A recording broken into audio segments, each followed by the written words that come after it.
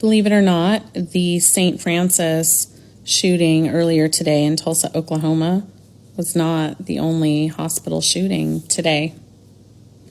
Miami Valley Hospital in Dayton, Ohio, a hospitalized inmate earlier today overpowered a security guard, took his weapon, and unalived the guard and then himself. Deadly shooting at Miami Valley Hospital. Police described the moments a jail inmate shot a guard and started running through the hospital. 2 News reporter Riley Phillips joins us live outside that hospital. Riley, what did we learn today?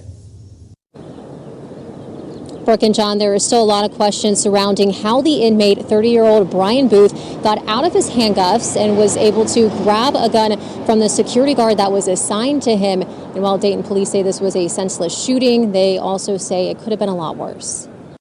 We dodged a tragedy here in Dayton yesterday. Dayton police are continuing to piece together a shooting at Miami Valley Hospital Wednesday that left 2 people dead. Investigators say 30-year-old Brian Booth shot and killed 78-year-old Daryl Holderman, a security guard with Merchant Security Service. Police say Booth was taken to the hospital because he was showing signs of detoxing. He and Holderman were then placed in a private room in the emergency department. Police believe Booth was able to get out of his handcuffs and overtake Holderman before leaving the room. Our victim was struck in the back of the neck with 1 round. He was also, clearly there was a large struggle that took place in this room.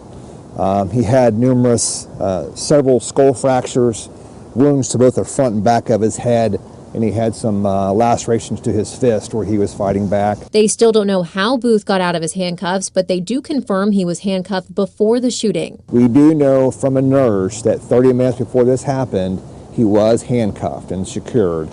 There was a handcuff on the actual bed rail, and there were leg shackles on the floor that had been taken off, and there was a handcuff key in the leg shackles. Police say surveillance footage from the hallways was alarming to watch as Booth walked through the hospital pointing the gun at people. It appears from the video he's trying to find his way out of there, and he's pointing guns in the hallway at people until he actually finds the exit and he comes out, kind of like right there where you walk in the emergency room waiting area, and there's police officers there from Miami Valley, there's civilian people, there's workers, and he's pointing a gun at everybody.